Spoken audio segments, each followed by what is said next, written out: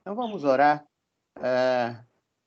Eu vou pedir para o Fábio começar, então, Fábio, orando e pedindo por isso. Senhor Deus e Pai, muito obrigado por esse dia, por essa manhã gostosa que o Senhor nos fornece. Senhor, eu coloco o Dani e a Angélica nas tuas mãos. Senhor, cuida do Dani para que nada de grave seja na vida dele. Cuida dessa pressão. Põe a tua mão poderosa sobre a vida dele agora. Cuida do trabalho da Angélica. Aonde os outros estão, que não puderam entrar, Senhor, cuide deles. Que dê um dia abençoado para todos. Senhor, inicie nossa vida através do pastor Humberto. Que seja uma manhã maravilhosa diante do teu trono, Pai. Obrigado por esse dia e por essa manhã. Em nome de Jesus, amém. Amém. Queridos, não sei se vocês viram, mas lá no SharePoint que o Nemer desenvolveu, junto aí com... Foi você, Nemer? E... Foi só o Nemer. O Nemer. O Nemer desenvolveu. Você vai ver lá que no nosso site SharePoint, nós já temos vários materiais. Eu tenho todo dia colocado ali estudos para você dar uma checadinha, você que está conversando com pessoas e tal, você tem ali muito material. No caso dos vocacionados, você vai ter comentários, você vai ter livros, e-books, você vai ter... Eu já coloquei várias coisas lá, estudos importantes de teologia. Então, a minha intenção é que aquilo ali seja uma biblioteca, uma videoteca e tenhamos ali muito material para vocês que estão estudando, né? E estão buscando aí, principalmente aqueles que estão fazendo seminário, vão ter muito material ali que a gente vai colocando constantemente para você. E para essa devocional, se você dá uma checada lá, todos os nossos estudos estão lá, mas também eu estou colocando outros estudos na área de aconselhamento, para você poder utilizar, tá bom? Então, aqui não tem pobreza, vai estar muito rico o material que você vai receber. Muito bem, alguém se lembra aí, antes da gente dar a palavra para aqueles que fizeram sua linha de tempo, você se lembra daquele tema padrões, processos e princípios?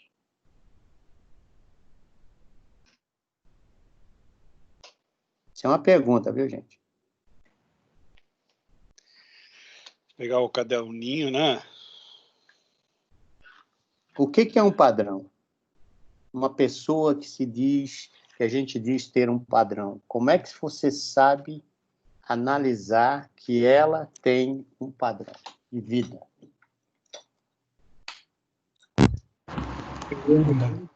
Puxou para nós no ano passado, Humberto? Não, fica muito tonto.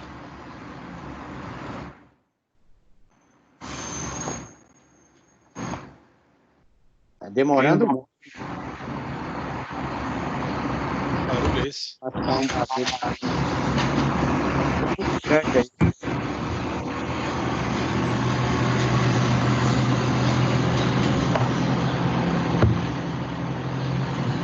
tá vendo esse barulho de caminhão, gente? A janela está aberta, eu vou desligar o microfone aqui.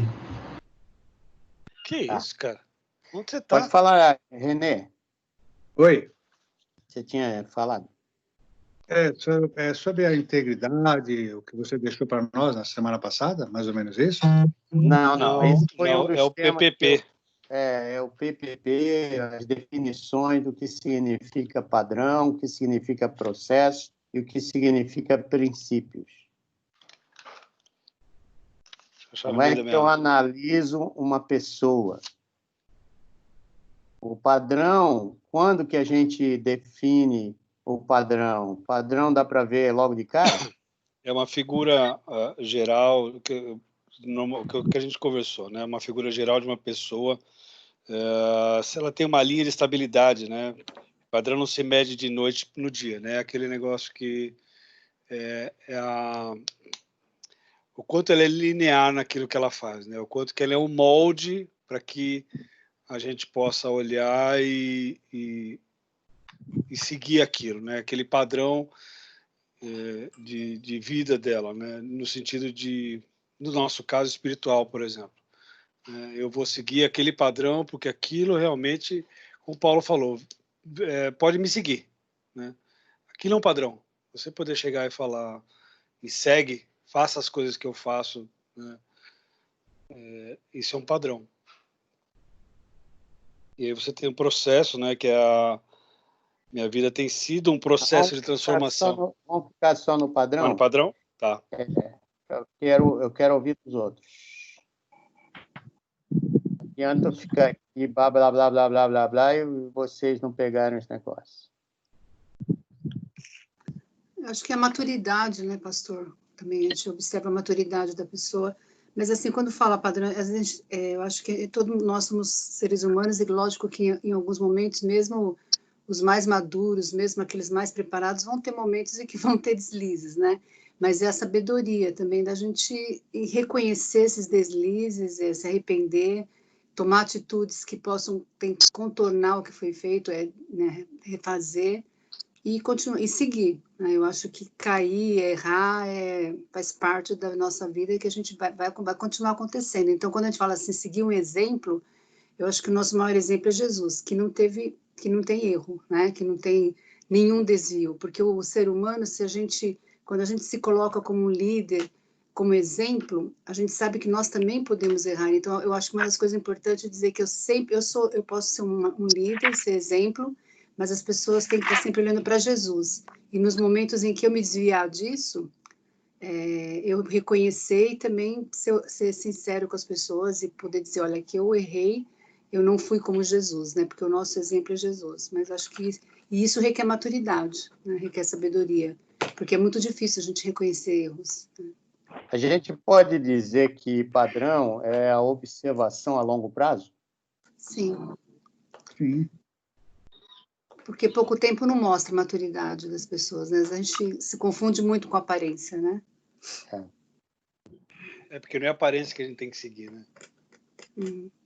Acho que é como ela vive, né? A pessoa como ela vive. Principalmente nos momentos difíceis, né? Eu acho que nós falamos muito disso, nas crises, é que aflora o que a gente tem, que mais a gente tem por dentro, né? Eu acho que mostrar qualidades e agir bem quando está tudo bem, quando tudo está caminhando bem. Agora, o duro é mostrar isso quando alguém se volta contra você, quando as coisas não vão bem, né? E aí sim as pessoas põem para fora muitas vezes o que está lá dentro e que ninguém tinha visto ainda, né? Legal. Dá para perceber que ser um líder não é uma coisa fácil diante dessa definição de padrão? Não fácil. Claro que não. Com certeza, né? Porque você se torna o quê? Um espelho, né? não é líder nem dentro de casa, né, pastor? Até a nossa liderança dentro de casa para os nossos filhos já é difícil, né? Porque a gente é espelho mesmo. Então, quantas vezes a gente faz alguma coisa que o filho olha e fala assim, mas você fez, né? Então, já é difícil, já é complicado. Imagina com mais pessoas. Eu acho difícil. Interessante isso aí, porque isso me chama a atenção. Muitos líderes ficam se comparando, né? Ah, mas eu sou humano como você. Mas a posição que você está diante de Deus exige de você uma postura diferenciada diante do que nós estamos vendo aqui. Estamos juntos? Sim. Independente de você. É aquilo que a Sandra estava dizendo. Se há um problema, vamos resolver o problema. Se há um pecado, vamos resolver o pecado. Você não vive a mesmice da vida anterior. Porque você é um padrão. E padrão significa observações que estão sendo feitas da tua vida. E nessa vida não vale a máxima. Faço o que eu digo, não faço o que eu faço. Tem que ser exatamente o contrário. São muitos jargões que, né, não passam no teste do padrão. Estamos juntos aqui? Deu para entender esse negócio? Posso perguntar daqui a 3 semanas e René vai dar aquela resposta assim, uau! Daqui a 3 semanas você vai ter o mesmo silêncio. Porque você vai ter você vai colocar mais um monte de coisa, a gente vai ter que ruminar muito mais.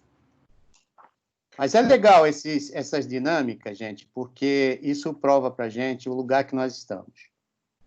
Não é um lugar fácil, é um lugar de jogar em pedra, né? No espelho que você e eu somos. Vamos lá, o que é processo, então?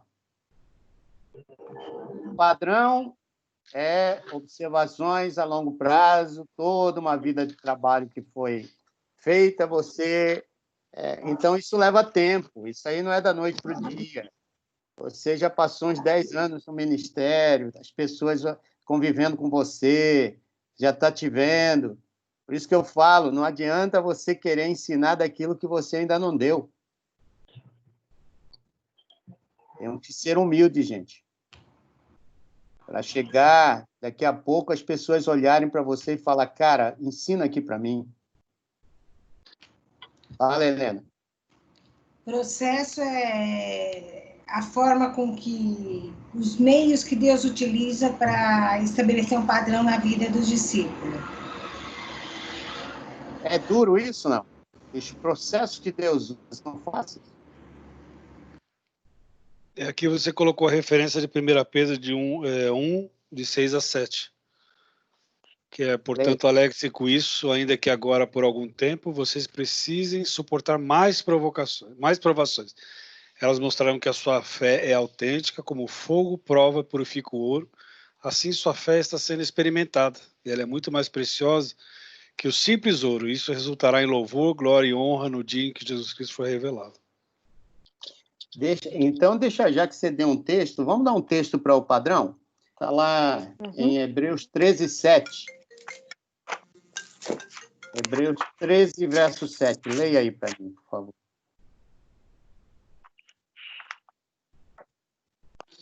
Lembrai-vos dos vossos pastores que vos falaram a palavra de Deus, a fé dos quais imitai, atentando para a sua maneira de viver. Tem uma outra versão que diz, observem bem o resultado da vida. Você está aí com ela? Não. Lembre-se de seus líderes que lhes ensinaram a palavra de Deus. Pensem em todo o bem que resultou da vida deles e sigam seu exemplo de fé. Isso é padrão ou não? Então, essa questão de ser líder faz com que as pessoas fiquem observando a nossa fé para imitar. Os discípulos imitavam a fé de Jesus, embora nunca chegaram lá, mas eles olhavam para Jesus e viam em Jesus alguém com a divindade, né? E reconheciam isso.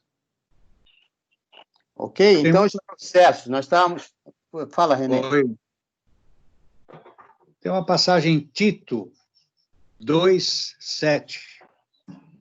Em tudo te dê por exemplo de boas obras. É isso aí. Na doutrina mostra incorrupção, gravidade e sinceridade. Deixa eu perguntar, se a gente praticasse isso, gente, será que a gente tinha tanta corrupção no Brasil? Se todo crente praticasse esse negócio? Não teríamos. Então, eu acho que está faltando ensino para a gente chegar a essa maturidade. Apesar, Roberto, que mesmo que a maioria praticasse isso, eu acho que ainda existiria uma minoria que se voltaria para a corrupção. Né? Sim, não, isso sem dúvida. Eu estou perguntando assim, né, aqueles crentes fortes, que são líderes, se vivessem isso, dessem esses exemplos de padrão, eu acho que a igreja seria o triplo aqui. Integridade, né, Humberto e pessoal? A integridade tem muito a ver com a honestidade, com a pureza, com a qualidade, né? Daquele que não cedeu ao mal e nem se corrompeu. Ok, processo. Processo, a Helena já disse, são as maneiras que Deus usa para levar você a um padrão. Quais são as maneiras que Deus usa? Vamos lá, me ajudem. É só alegria, alegria? Maranata, vem Jesus, sou liberto pelo sangue dessa cruz. Vamos Esse sambar. aí é o que menos tem. Ao Esse aí é o que contrário, menos mais tem, sofrimento. Provações, tentações, pessoas difíceis, né? Eu acho que uma das coisas, assim, são pessoas difíceis na vida da gente, né? Pessoas que a gente tem que aprender a lidar com o gênio, a lidar com aquilo que às vezes a gente não consegue se acostumar, né? Acho que... Imagina, a gente é fácil de lidar, né? Ele é uma obediência, né? É mais fácil você trabalhar com métodos do que você trabalhar com princípios, né? Sim. Quando a gente falar de princípio, nós vamos chegar nisso. Então, mas o que te faz ficar de pé quando você está passando por uma prova dura? O padrão, né? Não tem outros. Se nós não tivermos firmados na palavra do Senhor, não tem jeito. Apesar que é difícil, não é muito fácil, porque falar é muito fácil, praticar não é fácil, você sabe, não, Humberto? Então, nessas provações, a gente tem que ter fé em Deus, né? Os olhos em Deus e dizer, eis-me aqui, né, Senhor? Aí Mas entra é o princípio. Eu vou cutucando aqui, tá? Meu Tá papel bom. aqui é cutucar. E a caneta? Aquela... Você já voltou atrás numa decisão que você tomou como líder? E pediu desculpas? Sim, Eu eu já fiz isso várias vezes. É fácil? E era muito desafiador para mim, pastor, pedir desculpa, reconhecer e mudar de opinião. Eu achava que mudar de opinião é uma pessoa que não... Pelo contrário. Falo, quanto mais maturidade em Deus você tem, é muito mais fácil você pedir desculpa, muito mais fácil. E outra coisa, não é só pedir desculpa, pastor, é conceder o perdão também. Isso é muito desafiador.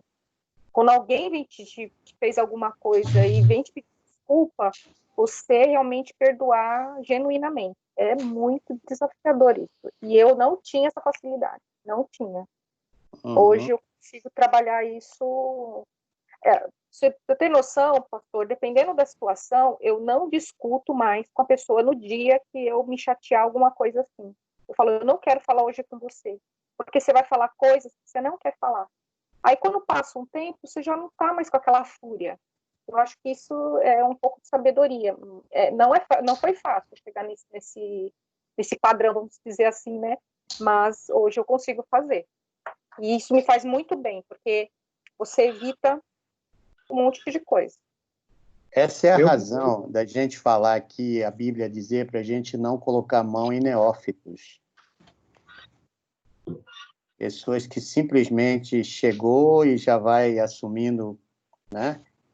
Pode ter, de repente, até boa formação. Como eu disse no outro dia, me apresentaram uma pessoa na igreja que era espírita para trabalhar com a gente.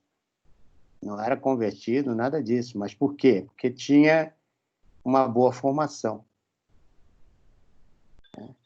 Nunca entre nessa ideia de boa formação, porque o cara tem dinheiro, ou então porque é isso ou aquilo, que a gente tem que arranjar um lugarzinho para não perder. Aquela pessoa, ela quer ser desafiada, é essa vida que nós estamos falando aqui. Ela não veio para a igreja porque ela é perfeita, ao contrário, ela veio para a igreja porque ela descobriu que é ruim e que precisa da graça, do amor de Deus.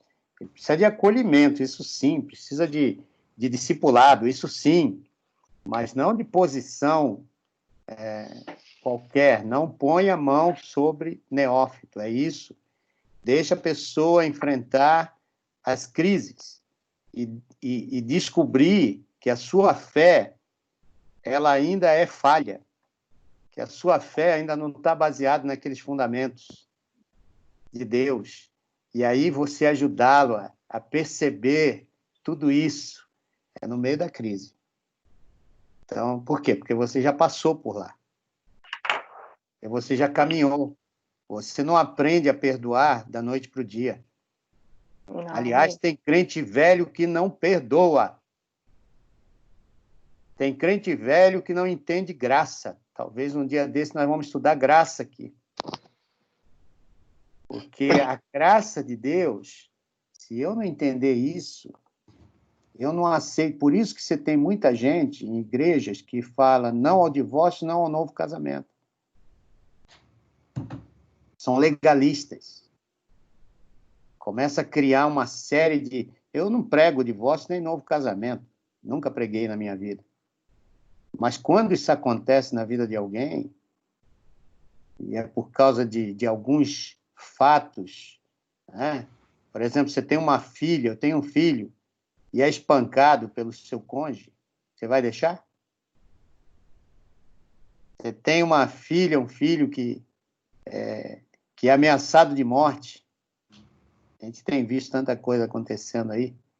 Então, nós temos que ser guardiões daquilo que Deus... Mas a graça, se há arrependimento, a graça, né?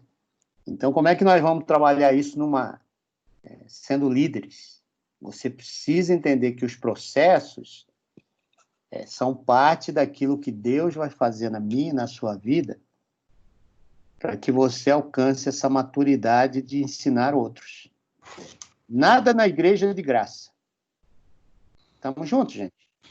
Nada que acontece na tua vida é de graça. Ai, que bênção! Hoje Deus falou comigo. Para que ele falou contigo? É para você guardar para você? Não. É para daqui a pouco você se tornar esse padrão para os outros. Estamos juntos, gente? Tem nada de graça. Ou você se torna um padrão para os fiéis, para os santos, ou você se torna um mau testemunho para os santos e para os fiéis. É puro e simplesmente isso. Não tem meio termo. Comentários? Muito duro o que você falou, viu, Humberto? Não é fácil. Do que você falou, se a gente for olhar para pseudo-líderes políticos evangélicos, a gente vê exatamente o contrário, né? Isso aí. Se achegam somente por interesse. É isso aí. E você vai ver muitas vezes também líderes, né, que dentro da igreja, não estou falando aqui de igrejas específicas, né? Mas pelas histórias que a gente ouve o tempo todo, você vê que tem líderes que estão mais na igreja por posição do que por convicção. Ok, vamos falar de princípios agora. O que são os princípios? O Google já está querendo me responder aqui, hein?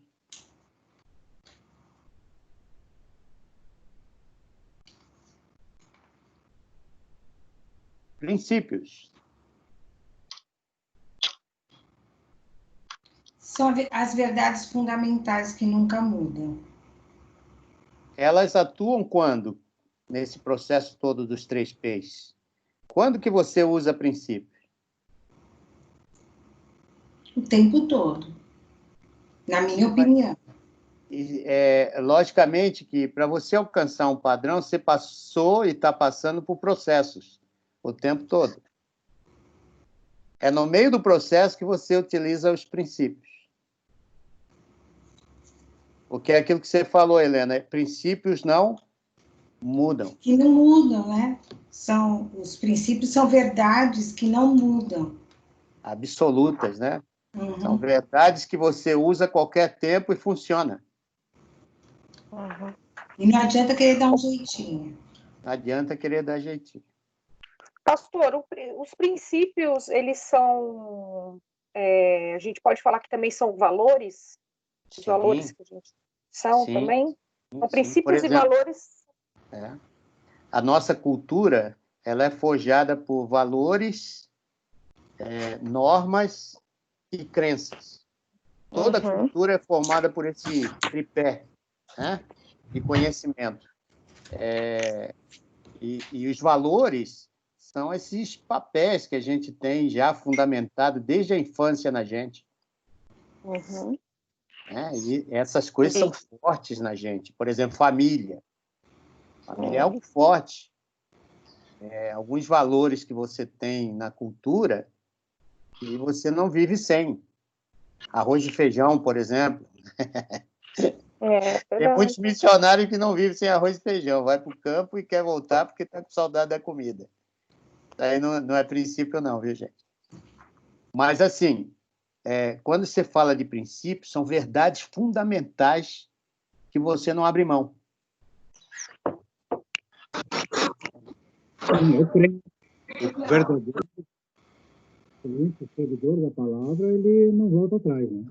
O que ele fala... Se ensina ou não. Bíblica é o que ele tem e ele não volta atrás. Sim, sim, não, não. Você tem um texto disso, pastor, do Princípios? Olha, tem vários textos. Daqui a pouco eu vou te dar bastante textos aqui para vocês. Mas deixa só a filosofia desse negócio aqui. Métodos são muitos, princípios são poucos. Métodos mudam, princípios nunca. Não faça método se tornar princípio. Tradição não é princípio. Estamos juntos aqui, gente? Uhum. Temos que olhar isso contra a verdade secular, que todos os caminhos levam a Deus. É isso aí. Os princípios dizem exatamente o contrário, né? Eu sou o caminho, a verdade e a vida. Ninguém vem ao Pai senão por mim. Então, acaba tirando todos os outros caminhos. Acaba tirando todas as outras verdades e acaba tirando tudo que é prazer em relação à vida que não esteja fundamentado em Jesus. Algum comentário mais sobre esses 3 P's? Posso perguntar daqui a 3 semanas de novo? Pode, pastor. Podemos ir embora? Aí depois eu falei de 5 fases que você passa para chegar a esse padrão. Falei dos fundamentos soberanos, falei de crescimento da vida interior, falei de amadurecimento do ministério, maturidade de vida, para você chegar na convergência. E aí nós fizemos nós falamos da vida de Moisés, se lembra disso? Sim. Quando Deus chama esse homem, ele acha que está sendo condenado à morte, foge do deserto, Deus vai lá e chama aquele que menos provável seria para assumir o papel de estadista e libertar o seu povo do Egito. Olha que tremendo esse Deus, hein? Você pode dar um glória a Deus que ele olhou para você e não viu a tua pequenez? Glória a Deus. Os pecados cometidos que só você sabe, guardado a 7 chaves, e você não quer que ninguém chegue perto, mas o Senhor, eu vi você, e eu quero é você, e vou trabalhar com você. Amém? Na psicologia, existem uns quadrantes, né? Um quadrante que todo mundo é uma área aberta, todo mundo conhece você. Todo mundo conhece você, sabe que os teus erros, você sabe os erros dos outros, está tudo aberto. Ah, eu sou um livro aberto, você até fala isso. Esse quadrante é aquilo que você fala só o que você quer. Você mostra só até onde você quer mostrar. Aí todo mundo te conhece, você conhece todo mundo. É uma pessoa legal. Aí existe aquele quadrante que tem coisas que os outros sabem de você que você não sabe de você. As observações fazem as pessoas olharem você e ver algumas coisas que você não vê. Ao menos que você abra o coração para que eles digam e corrijam, você nunca vai saber. Tem outras que você sabe e os outros não sabem. É o outro quadrante. O que eu sei, mas ninguém mais sabe. E esse aí é um quadrante perigoso. Quando você esconde coisas dentro de você que não quer que ninguém saiba. E aí precisa desse último tratamento aí, que é o Deus que vai entrar e ele conhece todas as coisas e andar na luz. Essas coisas que fazem você ter que se quebrantar, né? Isso aqui é o que acontece na vida de vários homens que Deus utilizou, quando Deus estava trabalhando com essa questão de colocar os fundamentos soberanos. Dói, gente, dói. Eu já tive complexo de inferioridade. E me lembro que eu não tinha dinheiro para comprar um guarda-chuva. Meu pai ganhava o salário mínimo e eu estudando naquela escola, um dia teve uma chuvarada que inundou tudo. Estava com água até o joelho para sair da escola. E eu tinha um amigo, 16 anos, que já tinha um carro na minha classe. Fui pedir uma carona. Para que eu fui pedir carona naquele dia? O cara falou, no meu carro não entra peão como você. E aí eu saí naquele dia para tomar uma resolução na minha vida, dar um pau naquele cara, arrebentar com ele todinho na esquina, ou fazer de tudo para chegar a ser alguém na vida. Nenhum dos dois lados estava certo. Eu fui para o lado de querer ser alguma coisa na vida, mas aquela coisa assim, com aquela inferioridade dentro de mim. Eu me lembro que quando eu tinha 18 anos, eu já era gerente de uma empresa de transportes. Me lembro que tudo que eu fazia era para ganhar dinheiro, para comprar logo algumas coisas, passando na frente daquele cara e mostrar que eu tinha. Me lembro que eu comprei uma moto e comprei um carro na mesma época. Então, eu passava na frente dele e dava aquelas aceleradas, botava o som alto para todo mundo ouvir. Já viu como é que o jovem é meio bobo? E aí botava aquele sonzão, passava na frente dele, dava até tchauzinho para ele me ver dentro do carro. Aí pegava a moto, em casa, trocava o carro pela moto, passava na frente dele. Virou uma doença, mostrar aquilo que eu não era, mas por causa de um complexo criado lá dentro da gente. Me lembro que ele um dia me parou e falou assim, essa moto é tua? Eu falei assim, é minha. E aquele carro que você passou? Eu falei, é meu também. Eu tinha na época um Maverick, você lembra disso, né? Maverick, bonito pra caramba, um rodão, né? Todo. Aí ele falou, como você conseguiu? Eu falei, cara, trabalhando. Aí já pus logo para fora quem eu era nas minhas posições, né? Aí ele falou, pô, posso dar uma volta nessa moto? Eu falei, claro. Ele deu uma volta na moto, parecia praga, o cara caiu, quebrou a clavícula, se arrebentou todo. Aí foi para o hospital. No hospital, a namorada dele era bonitinha, naquela época tinha uma cabeleira bonita, sabe? Era assim, bem charmoso. Aquela calça boca larga, né? Você lembra disso, né? Calça boca larga. E aí, lá no hospital, ganhei a namorada do cara. De bronca. O meu problema era o ódio que eu tinha dentro de mim contra aquele cara.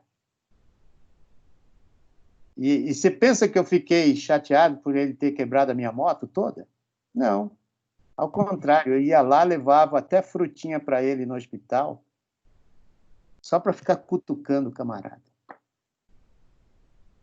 Aí ele saiu do hospital, falou, posso comprar tua moto? Eu sei que eu te dei um prejuízo, eu compro o resto que sobrou e tal. Eu falei, tá, pode levar. Vamos fazer o seguinte, assina aqui 10 promissórias. Naquela época tinha promissórias, né? Se o cara não pagasse a promissória, se não pagava uma, você punha todas no pau. E eu doido para ele não pagar. Olha aqui o que um problema é capaz de fazer com a tua vida inteira. E eu, crente, indo para a igreja, todo domingo adorando, escola dominical, fazendo tudo, mas dentro do meu coração um ódio terrível. Até que, na última parcela, eu já tinha feito um trabalho no meu coração. Aí ele veio pagar, eu falei assim, cara, deixa eu te dizer uma coisa, eu queria te pedir perdão. Perdão. Porque durante toda a minha vida eu guardei uma amargura no meu coração. Você lembra do que aconteceu lá na escola quando a gente tinha 14 anos? Eu tinha 14 anos, você tinha 16. Você fez isso? Você falou, não me lembro disso não. Eu falei, pois é, cara. Eu guardei isso no meu coração durante muito tempo, até que Cristo entrou na minha vida, verdadeiramente, eu tenho que te pedir perdão. Cara, não foi fácil fazer isso, mas eu me libertei de algo para viver a minha vida sem aquela mancha, né, na minha alma. Então, o que eu estou dizendo, eu estou contando isso aqui para vocês, porque isso aqui é o meu lugar da gente ser honesto um com o outro. Essas coisas estão lá, vão bater em você, tem coisas do passado que Deus está lidando com a gente nesse presente. Por quê? Porque Ele quer que você seja um padrão no futuro. É simples como isso que eu estou dizendo. Então, a gente se tornou bons amigos, ele veio a Jesus Cristo, esse rapaz, nós somos amigos até hoje, e crescemos juntos, né, na nossa juventude, depois nos separamos, mas ele continua com Jesus, casado, bem casado, e eu também. Beleza. Agora, o que eu quero que vocês façam tem 2 pessoas aí para dar a sua linha do tempo, se você quiser, né?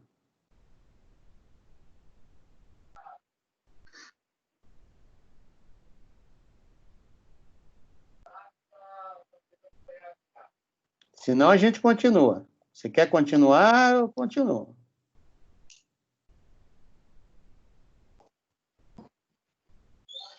Eu acho que aqui no meu caso eu tenho que ainda manter uma certa meu passado me condena, sabe?